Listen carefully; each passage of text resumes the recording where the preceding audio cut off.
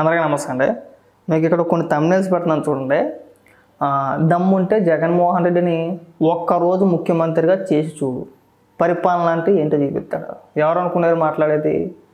కొంతమంది వైసీపీ కార్యకర్తల చేత వాళ్ళకి వాలంటీర్ అని ముసికేసేసి గత 2-3 రోజులు బట్టి సాక్షిలో కావచ్చు, లేదంటే వైసీపీ సోషల్ మీడియాలో వీళ్ళ మాట్లాడిన మాటలే విపరీతంగా ట్రోల్ చేస్తుంది అనమాట. ఏంటి, ఇప్పుడు అర్జెంటుగా జగన్మోహన్ రెడ్డిని ఒకరోజు ముఖ్యమంత్రిని చేసేస్తే చంద్రబాబు నాయుడు గారికి పరిపాలన అంటే ఏంటో జగన్మోహన్ రెడ్డి చెబుతాడంట. నిన్న మొన్నటి దాకా ఒక ఏడుపు, ఏది, నన్ను ప్రతిపక్ష నేతగా గుర్తించండి, నాకు ప్రతిపక్ష హోదా కల్పించండి, ఇన్నే సీట్లు ఉండాలని చెప్పేసి నేను ఎక్కడా రూల్ లేదు, రాజ్యాంగంలో రాసలేదు, 2019లో చంద్రబాబు నాయుడు గారికి నేనే ప్రతిపక్ష హోదా ఇచ్చాను, ఆ లెక్కలు లెక్కేసుకుంటే 2014లో కూడా చంద్రబాబు నాయుడు గారే నీకు ప్రతిపక్ష హోదా ఇచ్చారు. లాజిక్గా మాట్లాడుకుంటే అంటే ఇన్నే సీట్లు ఉండాలి అని రూల్ లేదు అంటున్నావు కాబట్టి నేను చెప్తున్నాను. సో ఈ అపబాయ మాటలు పక్కన పెట్టండి. అయితే వీళ్ళు చిత్రం చూడండి. ఇప్పుడు అర్జెంటుగా జగన్మోహన్ రెడ్డి అంట ఒకరోజు ముఖ్యమంత్రిని చేసేయాలంట. అసలు అలా ఎలా చేస్తారండి? నాకు అర్థం కాదు. ప్రజలు 11 ఇచ్చారు. 11 ఇచ్చినప్పుడు 11 అయితే మనకి ఏదైతే 11 వచ్చినాయో అవి వచ్చినట్టే ఉండాలి, అంతేనా? అంతే తప్పితే ఒకరోజు ముఖ్యమంత్రిని చేసేయండి, వెళ్ళి అసెంబ్లీకి వెళ్ళి అడగమనండి. ఇదే మొక్క ముందు జగన్మోహన్ రెడ్డిని అసెంబ్లీకి వెళ్ళి అసెంబ్లీలో కూర్చొని ఒకరోజు అసెంబ్లీలో కూర్చుంటే ప్రతిపక్ష హోదా ఇవ్వాలా లేదా, ప్రతిపక్ష నేతగా గుర్తించాలా వద్దా అనేది డిసైడ్ తర్వాత మాట్లాడుకోవచ్చు. మనం ఇవన్నీ కూడా వెళ్ళడట అలా వెళ్ళదంట. ఈ కింద పెయిడ్ ఆర్టిస్టుల చేత అర్జెంటుగా ముఖ్యమంత్రిని చేసేయండి, అర్జెంటుగా ముఖ్యమంత్రిని చేసేయండి. ఒక రోజు కాదు 5 ఏళ్ళు పరిపాలించాడు రాష్ట్రాన్ని. పీకి పొడిచింది ఏమైనా ఉందా? 5 ఏళ్లలో ఏం చేసాడురా అంటే ఒక్కడు పట్టుమని 10 నిమిషాలు చంద్రబాబు నాయుడు గారి పేరు, లోకేష్ గారి పేరు ప్రస్తావించుకుంటా విధానపరంగా అంటే జగన్మోహన్ రెడ్డికి ఈ పనులు చేసుకుంటా వచ్చాడని ఒక్కడు చెప్పలేడు. 10 నిమిషాలు మాట్లాడలేరు. 10 నిమిషాలు మాట్లాడితే అందులో 8 నిమిషాలు చంద్రబాబు నాయుడు గారిని, లోకేష్ గారిని విమర్శించి ఒక 2 నిమిషాలు జగన్మోహన్ రెడ్డి అని చెప్తే అయిపోయే టైం అక్కడితో అయిపోద్ది. ఈ భజన మానేయండి. ఇంకా మాకు కొంతమంది మేధావులు ఉన్నారు, జర్నలిస్టులు ఉన్నారు, పెయిడ్ ఆర్టిస్టులు ఉన్నారు, చాలామంది ఉన్నారు. ఒకడైతే అసలు జగన్ ఏం చేద్దాం అనుకుంటారు అంటాడు. అసలు జగన్మోహన్ రెడ్డిని ఎవడో ఏదో చేయవసరం లేదు. జగన్మోహన్ రెడ్డి ఎవరినైనా ఏదైనా చేస్తాడేమో అని భయపడాలి, కానీ జగన్మోహన్ రెడ్డిని ఎవడైనా ఏదైనా చేస్తాడా? జగన్మోహన్ రెడ్డి చేస్తాడు. ఇంకా ఏమైనా కావాలంటే అది అందరికీ తెలిసిందే. ఈ ఏదో భజన హ్యాపీ అండి. ఈ పనికిమాల మాటలు మాట్లాడి జగన్మోహన్ రెడ్డిని ఎవడో ఏదో చేసేద్దామని చెప్పి చూసేస్తున్నారు. ప్రతిపక్ష హోదా ఎందుకు ఇవ్వాలి, ఎందుకు ఇస్తారండి? అసలు మీరు జర్నలిస్టులుగాను మేధావులుగాను ఎలా చలామణి అవుతారో మాకు అర్థం కావట్లా. మీకు ఏమాత్రం బాధ్యత ఉన్నా మీరు జగన్మోహన్ రెడ్డికి ఇచ్చే సలహా ఏంటంటే అది ఎలా ఉండాలి?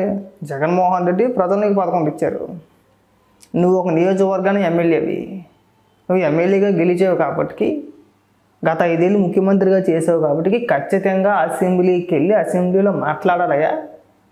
అది పద్ధతి. అది నేను అసెంబ్లీకి వెళ్ళగానే ప్రతిపక్ష హోదా ఇచ్చేయాలంటే ఇవ్వరు. అలాగా ఏదైతే టైము నీకు కేటాయించిన సమయం ఏదైతే ఉందో ఆ సమయంలో నువ్వు మాట్లాడచ్చు. లేదు అవసరమైతే మీ సభ్యుల యొక్క సమయాలను కూడా నువ్వు వాడుకో. ఎంతమంది ఉన్నారు లెక్కేసుకుని మాట్లాడ తప్పితే నేను వెళ్ళగానే ప్రతిపక్ష హోదా ఇచ్చేయాలంటే ఎవరమ్మా అలాగా అని సలహాలు ఇవ్వాల్సింది పోయి జగన్మోహన్ రెడ్డి చెప్పింది కరెక్టే, ఏంది కరెక్టే? అసలు ఒక్కడికైనా తిరుగుతున్న ఏమైనా ఉందా? పైకి ఇంకొకడు అంటాడు తప్పు మాట్లాడితే ఖండించి వివరణ ఇవ్వాలి, కానీ అంటే జగన్మోహన్ రెడ్డి అంట అసెంబ్లీలో ప్రతిపక్ష హోదా కల్పించిన తర్వాత జగన్మోహన్ రెడ్డి సొలు చెప్పుకుంటా పోతారంట, దానికి వివరణ ప్రభుత్వం ఇవ్వాలంట. అంత కర్మ ఏం పట్టిందండి? దారిని పోయిన శని తీసుకొచ్చి నెత్తి మీద ఎందుకు పెట్టుకోవాలి? మళ్ళీ వివరణ ఎందుకు ఇచ్చుకోవాలి? జగన్మోహన్ రెడ్డికి అసెంబ్లీలో మైకెత్తి ఏం మాట్లాడతాడో మాకు తెలుసు, అంటే సాధారణంగా మాట్లాడే ప్రయత్నం చేయడు, కానీ ఏదో ఎడుతున్నాం ఎందుకురా అంటే ఎగ్గొట్టడానికి కానీ సామెత ఉంది కదా, అలాగా అసెంబ్లీ ఎగ్గొట్టడానికే ఈ ప్రతిపక్ష హోదా అనేది ఒక వంక. వెళ్ళలేడు. ఒకవేళ వెళ్ళినా పచ్చి అబద్ధాలు మాట్లాడతాడు. పచ్చి అబద్ధాలు మళ్ళీ దానికి ప్రభుత్వం వివరణ ఇవ్వాలి. టైం బొక్క, సమయం బొక్క. వెళ్ళకపోవడమే మంచిది. ఎందుకంటే మేము చూస్తూ ఉన్నాం కదా, తన కొంపలో ప్రెస్ మీట్ పెట్టుకొని 2 గంటలు మాట్లాడితే 2 గంటలకు వచ్చే అబద్ధాలే. నేనేదో చేసేసాను. ఏం చేసేసాడు? చేసేస్తే మనకు 11 ఎందుకు వస్తాయి? ఇప్పుడు రాష్ట్ర ప్రజలకు మేలు చేసాను అంటాడు, రాష్ట్రాన్ని ఎరగదీసేసాను అంటాడు, అభివృద్ధి పరంగా ఎక్కడికో తీసుకెళ్ళిపోయాను అంటాడు, ఉద్యోగాలు ఒక 40 లక్షల మందికి ఇచ్చేసాను అంటాడు. నువ్వు అన్ని లక్షల మందికి ఉద్యోగాలు కల్పించేస్తే మనకు 11 ఎందుకు వస్తాయని అడుగుతున్నా. 11 కాదు, మనకు 11 కంటే ఎక్కువ రావాలి. కనీసం ఓడిపోకూడదు. ఇవి పక్కన పెట్టేసి ఓడిపోకపోవడం పక్కన పెట్టేస్తే కనీసం నీకు గౌరవంగా ఒక 40, 30, 50 అయినా వచ్చి ఉంటే సరే ఎంతో కొంత ప్రజలకు మేలు చేసేది కాబట్టి ఆ సీట్లన్నా వచ్చినాయి అనే విధి ఉంటుంది. అది వచ్చినాయి 11, పైగా ఒకరోజు ముఖ్యమంత్రిని చేసేయాలి. కింద మన కార్యకర్తల చేత వాలంటీర్లకు ఒక ముసుకేసేసి, అంటే వీళ్ళు వాలంటీర్ని ఇప్పుడు ఒక ముసుకేసేసి నిరసన కార్యక్రమాలు, ఆ కార్యక్రమాలు ఇప్పుడు ఎవడైతే నిరసన కార్యక్రమాలు చేస్తున్నారో వాళ్ళంతా కూడా ఈ ఎన్నికల ముందు రాజీనామా చేసిన వాళ్ళే. రాజీనామా చెయ్యని వాళ్ళు ఎవరో రోడ్డు ఎక్కట్లా. రాజీనామా ఎవరైతే చేశారో ఈ వైసీపీ కార్యకర్తలు రాజీనామా ఎందుకు చేశారు? మీరు పార్టీ ఆదేశం, మీరు రాజీనామాలు చేయండి, మా పార్టీకి ఊడిగిన చేయండి, మళ్ళీ మనమే వస్తాం కాబట్టి యథావిధిగా మీ వాలంటీర్ పోస్టులు మీకు ఉంటాయి, మీ ఉద్యోగాలు మీకు ఉంటాయి, ఎక్కడికి పోవని చెప్పేసి ఒక నమ్మకం, ఒక భరోసా కల్పించారు వాళ్ళకి. మీ మాటలు గుడ్డెద్దు చెవిలో పడినట్టు మీ మాటలు నమ్మేసి మీకు ఊడిగిన చేస్తానికి, అంటే వైఎస్ఆర్సీపీ పార్టీకి ఊడిగిన చేస్తానికి వాలంటీర్లు రాజీనామా చేసేశారు. అయినా వాలంటీర్ అనేది ఉద్యోగం కాదు అనేది జగన్మోహన్ రెడ్డి చెప్పుకొచ్చాడు.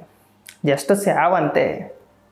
ఆ సేవ చేసినందుకు గౌరవ వేతనం కింద 5,000 రూపాయలు ఇస్తున్నారు, అంతే కదా. అంతకుమించి ఏమి లేదు. జగన్మోహన్ రెడ్డి చెప్పింది.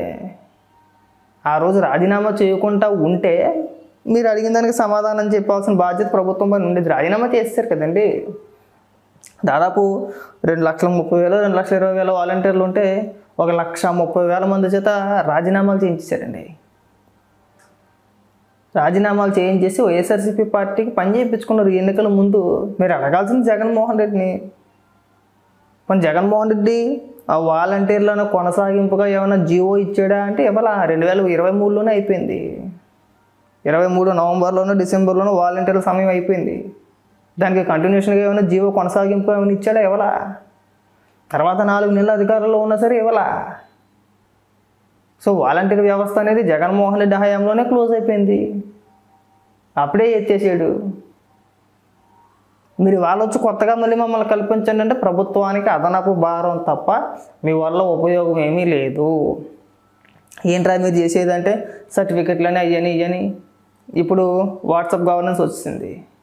మీకు ఏ సర్టిఫికెట్ కావాలన్నా సరే మన ఫోన్లోనే, మన వాట్సాప్లో అన్నీ అందుబాటులోకి వచ్చేస్తున్నాయి ఫ్రీ. మళ్ళీ మిమ్మల్ని నియమించి మీకు నెలకు ఒక 5,000 రూపాయలు అదనంగా ఇచ్చి ఎన్ని పెద్ద దతంగం కదండి. అంటే రాజీనామా చేసిన వాళ్ళ గురించి చెప్తున్నా. రాజీనామా చేయని వ్యక్తులు ఎవరైతే ఉన్నారో వాళ్ళని ప్రభుత్వం ఎలా ఉపయోగించుకోవాలి, ఏ విధంగా వాడాలి అనేది ప్రభుత్వం ఆలోచించుద్ది. ఈ రాజీనామా చేసేసి ఎవరైతే ఇప్పుడు ఓవర్ యాక్షన్ చేస్తున్నారో వాళ్ళ గురించి నేను చెప్తున్నా. సో మీరు రాజీనామా చేశారు కాబట్టి రాజీనామా చేసినట్టే ఉండాలి. ఊరికే మనం అనవసరాన్ని పేలాపనికి వెళ్ళిపోతే మీకే బొక్కది. బాగా గుర్తుపెట్టుకోండి.